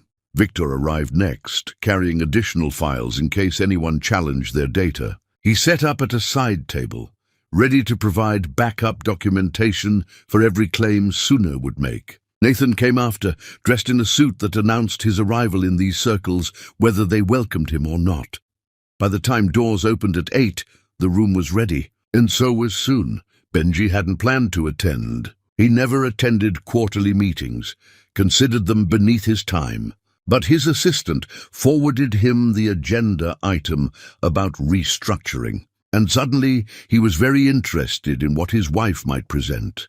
He walked into the conference room, expecting to find 30 people, and instead discovered 300 shareholders filling every seat. Analysts from Bloomberg and Reuters and the Wall Street Journal setting up in designated press areas. Cameras from CNBC and Bloomberg Television running final equipment checks. The air hummed with anticipation, with the sense that something significant was about to happen. The room fell silent when he entered. Every eye tracked his movement as he made his way to the front where a seat had been reserved for him. Not the power position, just a seat near the front like any other board member. Someone had placed a name card there, B. Floros, board member, not CEO, not president, just board member. Soon stood at the podium in a red suit that made her look like revolution personified. Her hair was pulled back in a style that emphasized her bone structure, her makeup minimal but strategic. She looked like someone who'd been born to command rooms like this. Behind her, the presentation screen glowed with the title slide, and Benji felt his stomach drop when he read it. "Thank you all for attending," she began, her voice carrying across the space with perfect clarity. "I know this is an unusual turnout for a quarterly meeting, but the matters we're discussing today warrant your full attention." She pulled up the first slide, "The future of Floros Industries. A reckoning." Benji's face went pale. He looked around the room searching for allies, but found only curious faces waiting to see what would happen next. What followed was the most meticulously documented destruction of a CEO's reputation that anyone in attendance had ever witnessed. Soon presented everything. The affairs with employees, complete with dates and settlement amounts. The NDAs that had cost the company millions. The hostile work environment that had driven away top talent, including 3 vice presidents who'd taken proprietary information to competitors. She showed emails where Benji mocked board members, insulted longtime clients, made decisions based on ego rather than analysis. Each email appeared on screen with sender, recipient, date, and damning content. The audience watched in silence as Benji's leadership was dissected with surgical precision. "This email," Soon said, highlighting one particularly offensive message, was sent to a colleague after a board member questioned a development project in Southeast Asia. Mr. Floros wrote, and I quote, "If Castellanos thinks he's qualified to question my decisions, he should remember who signs his checks. Maybe it's time we reminded him that board seats aren't lifetime appointments." Several board members shifted uncomfortably. Castellanos, sitting 3 rows back, looked like he wanted to sink through the floor. She presented data proving that under his leadership, Floros Industries had underperformed the market significantly while competitors doubled their valuations. The graphs were color-coded, impossible to misinterpret, showing steady decline across every meaningful metric. "Client satisfaction has dropped 40 points, Suna continued, pulling up graphs that made the decline visual and undeniable. "Employee retention is at a 15-year low. Our reputation in the industry has suffered to the point that we're no longer invited to participate in key industry coalitions. 3 major shipping associations removed us from leadership positions last year alone." She revealed a development project in Southeast Asia that Benji had approved despite clear environmental violations, exposing the company to potential litigation that could cost billions. The documentation was thorough. Environmental impact assessments he'd ignored, warnings from legal counsel he'd dismissed, a testimony from local officials describing the damage. "But the most significant issue," Suna said, her voice dropping slightly so everyone leaned forward to hear, "is that 70% of our major clients have indicated they will not renew their contracts unless leadership changes are made." The room erupted in whispers. This was news that moved markets, that affected share prices, that changed everything. She pulled up letters from CEOs of major companies, each one expressing concerns about Floros Industries' direction, about Benji's judgment, about their inability to continue partnerships under current management. The letters were real, obtained through the relationships Suna had been building for months, while Benji assumed she was just playing at business. "These aren't idle threats," Suna continued. "These are contracts worth hundreds of millions in annual revenue, contracts that represent the foundation of this company's profitability. And they're all at risk because of leadership that prioritizes ego over excellence." I've spent the past 2 months meeting personally with every major client this company has, Suna continued. I've listened to their concerns. I've addressed their questions. And I've secured written commitments from them to maintain and even increase their contracts if specific changes are made. She clicked to the next slide. Proposed leadership restructuring. The room held its collective breath. Even the press stopped taking notes, waiting to hear what came next. I propose that Benji Floros be removed as CEO and replaced with a leadership team consisting of Nathan Wellington as Chief Operating Officer, myself as Chief Strategy Officer, and Victor Petrov as Chief Financial Officer. Mr. Floros would retain his board seat and the title of Chairman, a position that recognizes his family's legacy while acknowledging that day-to-day operations require different skills. The proposal was devastating in its precision. It stripped Benji of power while leaving him visible enough that his humiliation would be public and ongoing. He would have to attend board meetings where his former wife gave him instructions, would have to smile for cameras at events where she was the face of the company, would exist as a living reminder of his own failure. Board members shifted in their seats. Shareholders whispered to each other. The press took notes frantically. Benji found his voice. This is insane. You can't just walk in here and propose dismantling the leadership structure that my father built. Your father built a company on intimidation and market manipulation, Suna replied calmly. I'm proposing we rebuild it on competence and ethics. The choice is yours.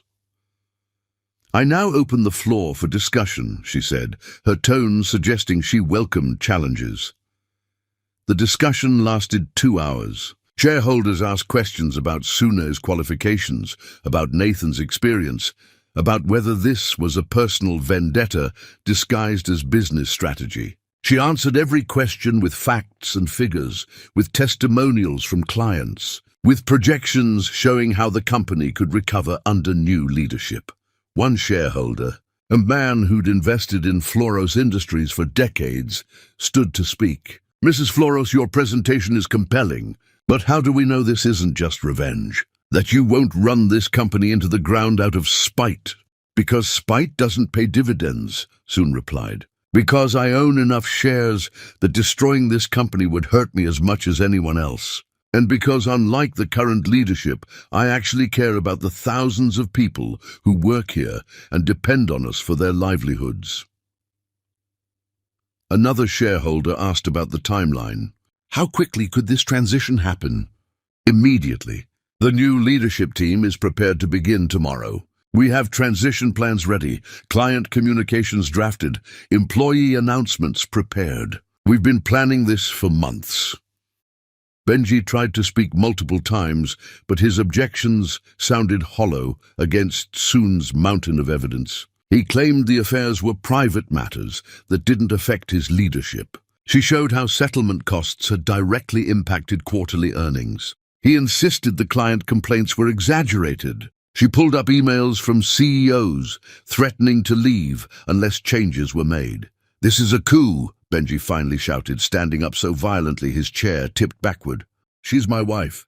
This is a domestic dispute, not a business decision. I'm not your wife in any way that matters, Suna said coldly. I'm a major shareholder protecting my investment. If you want to discuss our marriage, we can do that in private. But this meeting is about saving a company you've been destroying through incompetence and arrogance. The moderator called for order. When the room settled, Benji remained standing, his face red with rage and humiliation.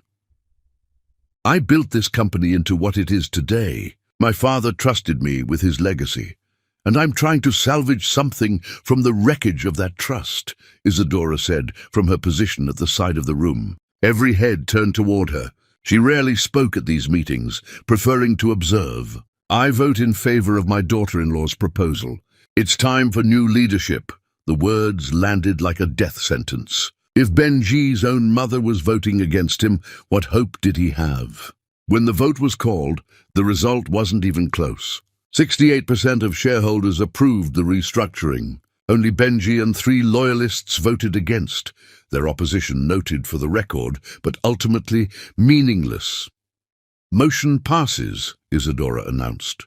"Effective immediately, leadership restructuring will begin. This meeting is adjourned." The press swarmed soon as she left the podium. Questions came from every direction about her plans, her relationship with Benji, whether this was revenge or business strategy. She answered selectively, giving just enough to feed the story without revealing everything she knew. "This has nothing to do with my marriage," she told a reporter from the Times. "This has everything to do with protecting a company that employs thousands of people and serves clients who deserve leadership that prioritizes their needs over personal ego." The quotes would run in tomorrow's papers, carefully crafted to position her as a savior rather than a scorned wife. Benji left the conference room in a daze. Someone from HR was waiting to escort him to his new office, a smaller space on a lower floor with a view of another building instead of Central Park. His assistant had been reassigned. His files had been moved. His nameplate was already changed. When he reached what had been his office, he found Soon inside, supervising the arrangement of her own furniture. She looked up when he appeared in the doorway. "This is mine now," she said simply. "Everything you had is mine. Your office, your position, your authority. You're welcome to your new space down the hall. You've destroyed me. No, I've removed you from a position you were unqualified for. You destroyed yourself through incompetence and arrogance. I just made it official." Benji stared at her, this woman who'd been invisible in beige and was now commanding in red, who'd been silent at his side and was now speaking with authority he'd never possessed. "How long?" he asked. "How long are you going to make me suffer? Until you understand what you did, until you comprehend the full weight of treating another human being as worthless, until you've experienced a fraction of the humiliation you put me through." She turned back to the window, dismissing him. "Now please leave. I have work to do." He left, and Suna stood at the window that used to be his, looking out over Manhattan, feeling nothing but the cold satisfaction of a plan executed perfectly. Below, the city continued its endless rhythm, indifferent to the small revolutions happening in boardrooms and hearts, indifferent to everything except its own relentless momentum forward. Chapter 8. The Unraveling. Benji stopped shaving. It was the first sign that something fundamental had broken. His face, always perfectly groomed, grew rough with stubble that became a beard that became something unkempt and wild. His hair went uncombed. His suits became wrinkled. The man who'd built his identity on perfect presentation was coming apart at the seams. He started showing up at Soon's office at strange hours. Midnight, 3 in the morning, dawn. The security guards would call her when he was on his way up, giving her time to prepare or leave through the private exit Rebecca had arranged specifically for this purpose. One night, she decided to face him. Let him see her still working at 11 while he stumbled in drunk and desperate. He found her at her desk, surrounded by reports about shipping routes and sustainability initiatives, looking more competent than he'd ever been. "We used to talk," he said, leaning against the doorframe, like it was the only thing keeping him upright. "Remember when we were first together? We'd stay up all night discussing everything. Those conversations were with someone who doesn't exist anymore." Suna didn't look up from her work. "That woman died the night you told her she wasn't worth your touch. I didn't mean it." "Yes, you did. And even if you didn't, you said it anyway, which is somehow worse. It means you knew exactly which words would destroy me, and you chose them deliberately." He moved into the room, stumbling slightly, and Suna tensed. Not from fear, but from disgust at what he'd become. The security guard appeared in the doorway, having followed Benji up, ready to intervene. "Don't touch me," Soon said clearly, her eyes still on her papers. "Don't come closer. Don't speak. Just leave." "Sooner, please, Mr. Floros." The security guard's voice was firm. "You need to leave. Mrs. Floros has asked you to go." Benji looked at the guard, someone who'd worked for his family for years, and seemed to realize that even the staff now saw Suna as the authority. His face crumpled, and for a moment Suna thought he might cry. Instead, he turned and left without argument, his footsteps unsteady in the hallway. The drinking got worse. Benji showed up drunk to a board meeting where Suna was presenting quarterly projections. He tried to interrupt her presentation with slurred objections that made no sense. Isadora, sitting at the head of the table, made a subtle gesture, and 2 board members physically removed him from the room. The press got photographs of him stumbling out of the building. The next day's headlines were brutal. Fallen Empire, former CEO removed from own board meeting. His friends stopped calling entirely. Stellan Voss, who'd been his closest friend since childhood, sent him a text that was forwarded to Soon through channels she'd established. "You did this to yourself. Sune is the better investment. Figure out your life." Others followed. Within a week, Benji had lost his entire social circle to the woman he'd once dismissed as worthless. But the lowest point came at his mother's annual charity gala, the same event where Soon's destruction had begun months earlier. Benji showed up drunk, uninvited, causing a scene that would be reported in society pages for weeks. He found Soon talking with Nathan and a group of donors, her laugh carrying across the ballroom in ways that reminded everyone she'd found joy without him. Benji pushed through the crowd, his coordination failing him, his desperation visible to everyone watching. "You're destroying me," he shouted, loud enough that the string quartet faltered. "You've taken everything. Isn't that enough?" Suna turned to face him, her expression calm, unbothered by his public breakdown. "I haven't taken anything. I've claimed what was always mine. The difference is you're finally being held accountable." "I loved you," he said, and the words came out garbled, pathetic. "I still love you. You love control. You love possession. You've never loved me, because you've never seen me as human enough to love." Security moved in then, the same team who'd removed him from the board meeting. They escorted him out with professional efficiency, while 300 guests watched in silence. When the doors closed behind him, the quartet resumed playing, and conversations picked up as though nothing had happened. But something had happened. Benji's public humiliation was complete. The press had photographs. Social media had videos. The man who'd once commanded rooms through charisma alone was now a cautionary tale about what happened when you mistook cruelty for strength. The next morning, Rebecca called Suna with a recommendation. "He's spiraling dangerously. People are starting to pity him. Let them pity him. Pity can turn to sympathy. Sympathy can turn into a narrative where you become the villain who destroyed a man who made one mistake." Soon understood the warning. Public opinion was fickle. Right now, she was the triumphant wife who'd risen from humiliation. But if Benji kept deteriorating publicly, the story could shift to her being cruel and vindictive. "What do you suggest?" "Recommend therapy, publicly. It makes you look compassionate while putting the responsibility for his recovery on him." Soon considered the strategy. It was cold, calculated, exactly the kind of move Benji would have made if their positions were reversed, which was exactly why it was perfect. She wrote a letter to Benji, left it at his new office with her signature across the seal so he'd know she'd handled it personally. "Your feelings are no longer my concern, but if you're genuinely interested in becoming a better person rather than reclaiming a possession, Dr. Miriam Foster specializes in helping men understand why they destroy the things they claim to love. Her office is on Park Avenue. Do the work or don't, but stop performing your redemption for my benefit." Benji showed up at Dr. Foster's office 3 days later. The therapy sessions began, but progress was slow and painful. He spent the first month just complaining about Suna, about how unfair his situation was, about how he didn't deserve this level of destruction. Dr. Foster listened patiently, then told him something he didn't want to hear.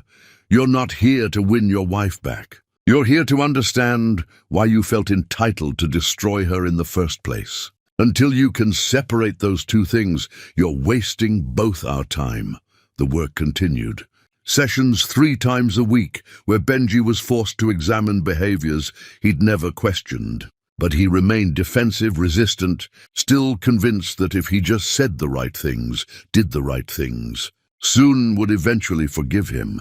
He called her one evening from a payphone because Dr. Foster had made him leave his cell phone at home. "I'm doing what you asked," he said without preamble. "I'm in therapy. I'm trying to understand." "Good, that's good for you. Will you forgive me?" "No, but I might eventually stop hating you, which is the best you're going to get. How long do I have to do this before you'll talk to me? Really talk to me? Deal, as long as it takes for you to understand that I don't owe you anything, that your growth is something you do for yourself, not as a strategy to win me back." She hung up before he could respond, and Benji stood in the phone booth, realizing that even doing what she'd asked didn't guarantee her return. Chapter 9. The Revelation. 4 months after the shareholders' meeting, Isadora Flores invited Soon and Benji to dinner at her Fifth Avenue apartment. The invitation came via text, the kind that wasn't really a request. "Family dinner. Both of you, tonight." Soon arrived exactly on time, dressed in a way that was respectful but not submissive. She'd learned to read Isadora's moods, to understand when the older woman was testing versus when she was serious. This felt serious. The doorman greeted her with unusual solemnity.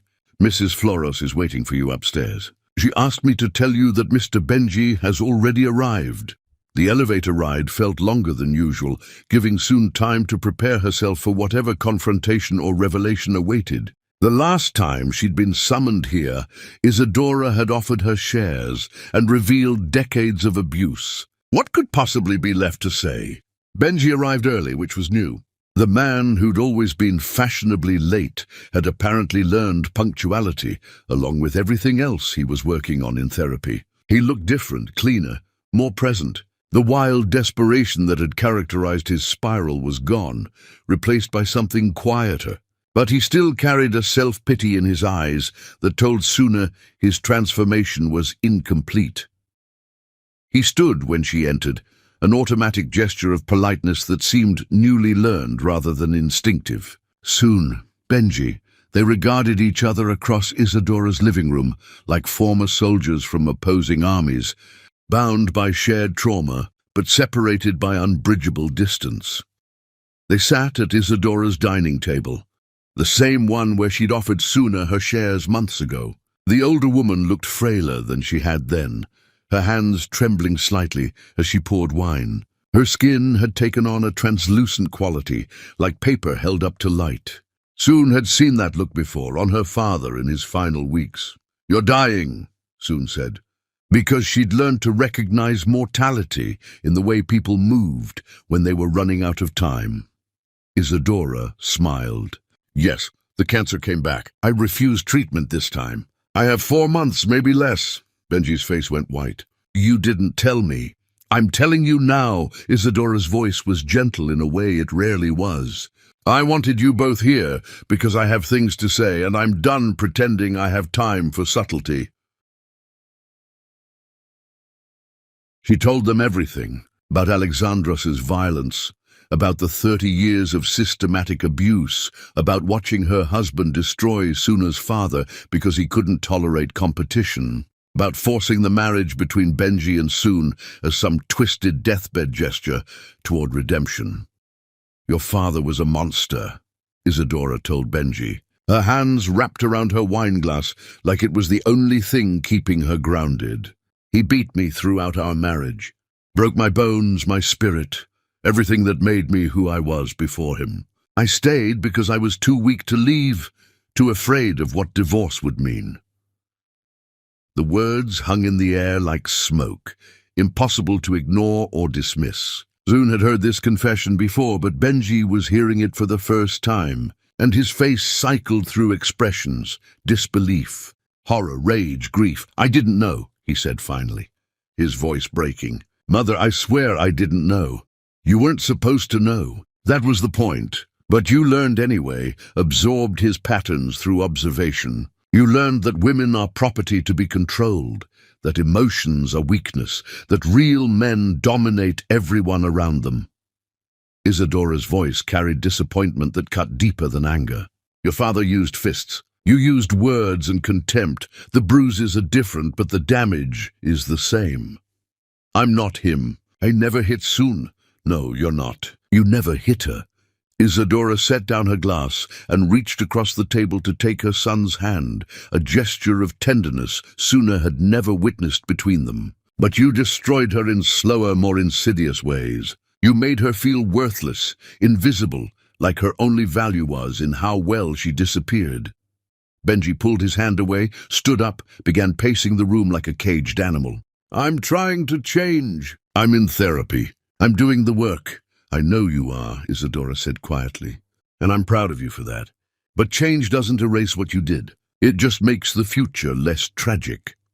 She turned to Suna then, her eyes carrying the weight of decades of regret and something else. Relief, maybe, or resignation. I'm leaving my remaining shares to you, all of them. When I die, you'll control the majority of Floros Industries. My son will work for you, answer to you, exist at your mercy. Mother, Benji started, but Isadora cut him off with a raised hand. This is not punishment, though I know it feels like it. This is the only way I know to break the cycle. Your father controlled me through money and violence. You controlled Suna through dismissal and cruelty. Now she'll control you through the very power structures your father built. Maybe then you'll understand what it's like to be powerless. The silence that followed was heavy with implications. Benji stared at his mother as though seeing her for the first time. This woman who'd survived decades of violence and was using her final months to reshape the family legacy. You're choosing her over me, he said finally. I'm choosing the person who's strong enough to break what I couldn't break. That happens to be her. Isadora's voice softened.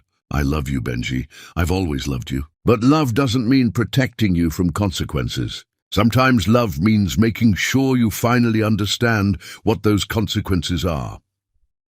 The dinner that followed was surreal. They ate food that tasted like ash, made conversation that felt like last rites, existed in a space where the past and present collided with enough force to reshape the future. The housekeeper brought course after course, each one prepared with care that seemed wasted on a table full of people, too emotionally exhausted to taste anything. Isadora told stories from her youth, from before she'd married into the Floros family and learned what it meant to trade freedom for security. She'd been a painter once, had dreams of studying art in Paris.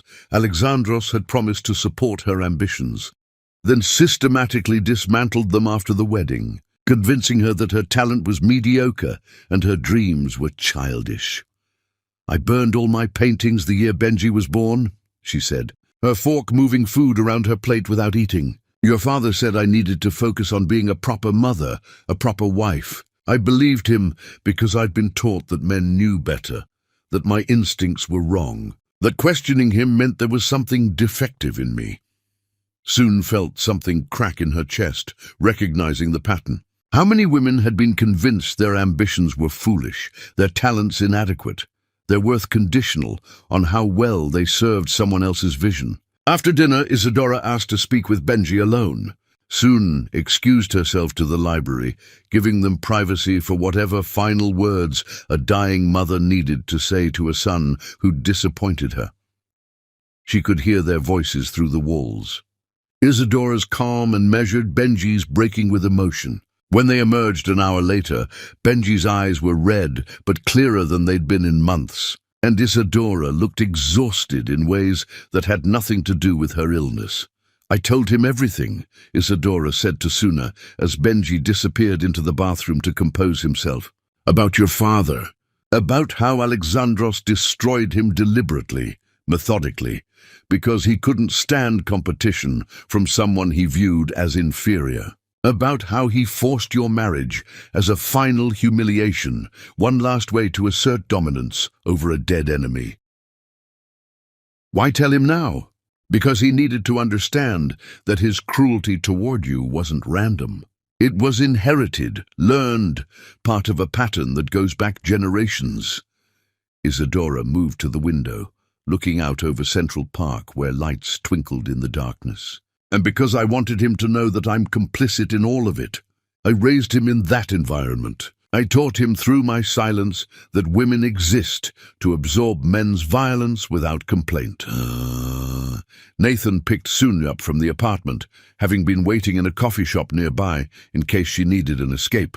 They drove through Manhattan in silence, through streets that never slept, through a city that continued regardless of personal tragedy. "She's really dying," Soon said finally. "I know. She's giving me everything. The company, the power, everything Benji thought would be his legacy. Do you want it?" Soon considered the question. Did she want to inherit an empire built on cruelty and manipulation? Did she want to spend her life managing a family business that represented everything she'd fought against?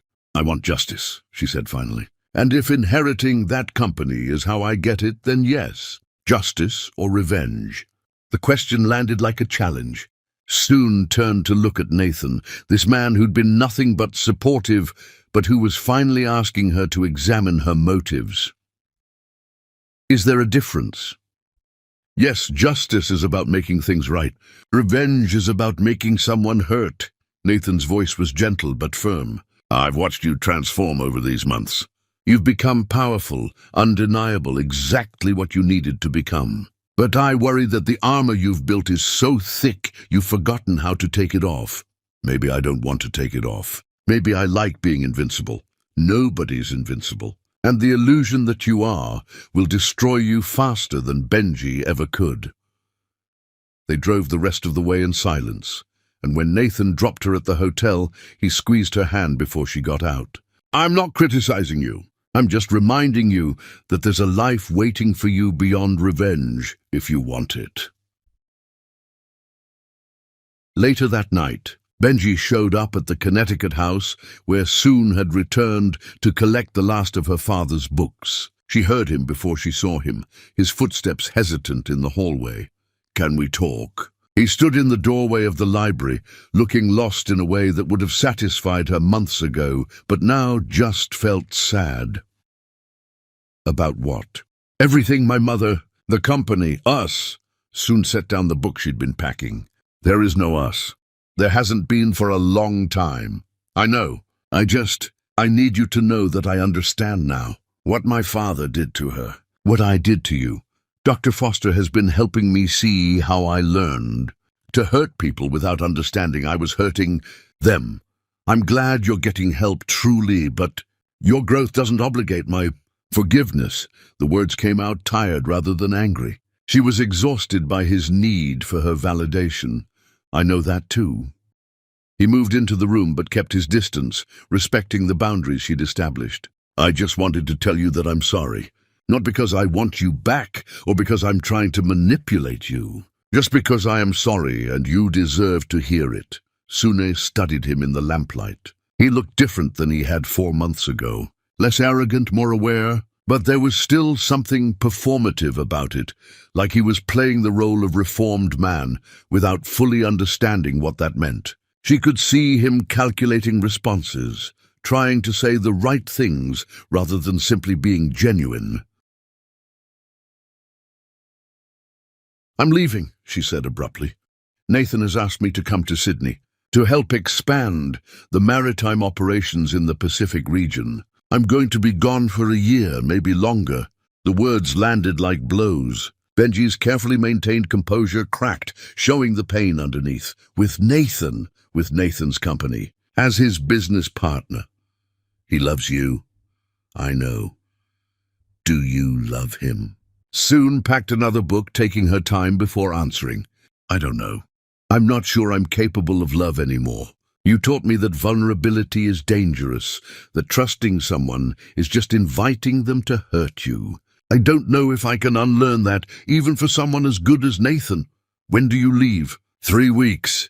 Benji nodded, his throat working as he swallowed emotions he'd only recently learned to name. then I hope Sydney is everything you're looking for. And I hope someday you'll look back at this and realize you survived something that should have destroyed you." He left then, before she could respond, and Sune stood surrounded by her father's books, thinking about cycles that break and patterns that repeat, and whether people can truly change or just learn to hide what they've always been. Outside the window, snow had begun to fall, the first of the season, covering the grounds in white that made everything look clean and new. But Sune knew that underneath, the ground was still the same. Snow didn't change anything fundamental. It just made the world look different for a while, until the sun came out and revealed what had been there all along. Chapter 10. The Choice. The hurricane arrived the night before Sun was scheduled to leave for Sydney, as though the weather itself wanted to mark the ending of something. Manhattan emptied as people fled to safer ground, but Sune stayed in the Connecticut house, surrounded by boxes of belongings that represented 3 years of a marriage that never really was. She'd returned to collect the last of her things. Books, photographs, journals her grandmother had kept that outlined decades of surviving in spaces designed to diminish her. The plan was to ship everything to a storage unit and then to the airport at dawn, but the hurricane had other ideas. The power flickered as wind hammered the windows. Rain came in sheets that turned the world outside into water and darkness. Sune lit candles and worked by their uncertain light, packing memories away, preparing to become someone new in a place where her history wouldn't follow. Benji arrived near midnight, soaked from the storm, carrying nothing but the desperation of someone who'd realized this was his last chance to say things that needed saying. "The roads are closed," he said, standing in the doorway of the library where she'd rebuilt herself months ago. "I heard you were here. I didn't want you to be alone if things got bad." "I'm always alone," Sune said without looking up from the box she was packing. "I've gotten used to it." They sat in silence while the storm raged. Two people who'd been married but never really known each other, who'd shared space but never intimacy, who'd been bound by law but never by understanding. "I spoke with Nathan last week," Benji said finally. "I asked him to take care of you. I don't need anyone to take care of me. I know, but I needed to say it anyway. Needed him to know that I understand what I threw away." "What did he say?" "That you're capable of taking care of yourself. That you've always been capable, and my mistake was never recognizing it." The storm intensified, wind screaming around the house, rain hammering windows hard enough to crack them. The power failed completely, plunging them into darkness, broken only by candles. "My mother died yesterday," Benji said into the darkness. The words hung in the air. Sune set down the book she'd been packing with trembling hands. "What?" "Peacefully." She'd planned it that way, had arranged everything. She didn't want to linger, didn't want the cancer to eat away at her until there was nothing left. His voice was hollow, scraped raw by grief. "She left me a letter." Sune waited, giving him space to continue or not as he chose. "She wrote that she was proud of you, that you did what she never could, stood up to the Floros legacy, and refused to be broken by it. She wrote that you deserved the company more than I did, that you understood what real strength looks like." He pulled the letter from his jacket, the paper worn from repeated reading. "She also wrote that she hoped I'd spend the rest of my life trying to become someone worthy of having known you." The candles flickered in the storm's fury. Sune felt the weight of Isadora's death settle over her like a shroud, the finality of it mixing with the exhaustion of carrying revenge for so long. "I don't want the company," she said quietly. "I never wanted to own your family's empire. I just wanted not to be erased by it. Then what do you want?" She thought about Sydney, about the year she'd planned to spend building something new with Nathan, about the freedom of being somewhere her past couldn't follow. "I want to be free. From you, from this house, from the weight of everything I've been carrying. And Nathan? Nathan deserves someone who can love him without fear. I don't know if I'm that person. They talked through the night as the storm battered the house. Not about reconciliation, but about truth. About patterns inherited and cycles broken. About becoming people neither of their fathers would recognize. But even as Benji spoke about his therapy, about understanding his patterns, Suna could hear the incompleteness in his transformation. He was learning the language of accountability without fully grasping its meaning. He was performing growth rather than living it. "I'm still leaving for Sydney," she said, as dawn broke through storm-damaged windows. "I need a year where every room doesn't remind me of being invisible, where I can build something that belongs only to me. And after that year, I don't know. Maybe I'll stay in Sydney. Maybe I'll come back and run your mother's company. Maybe I'll do something neither of us can imagine right now." And us? Soon looked at him in the morning light, at this man who claimed to be changing, but still approached her with the expectation of reward.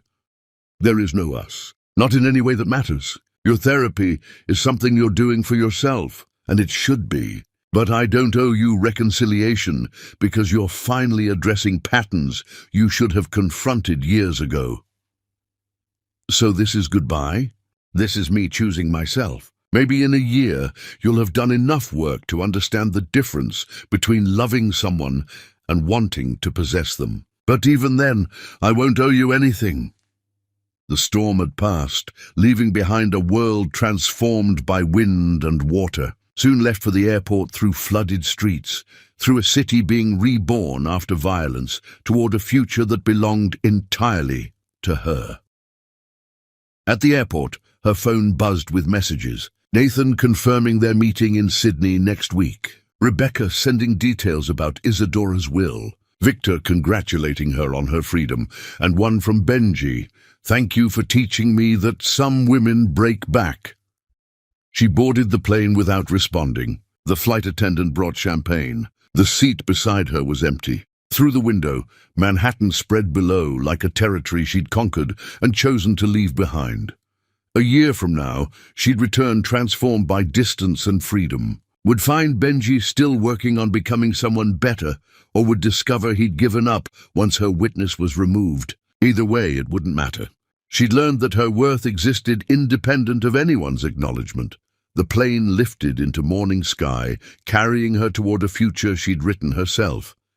Zun smiled at her reflection in the window, seeing finally what she'd been all along, untouchable, unbreakable, undeniable. The woman in beige, who'd stood in puddles of broken glass, was gone forever. In her place was someone who'd learned that the greatest revenge wasn't destroying your enemies.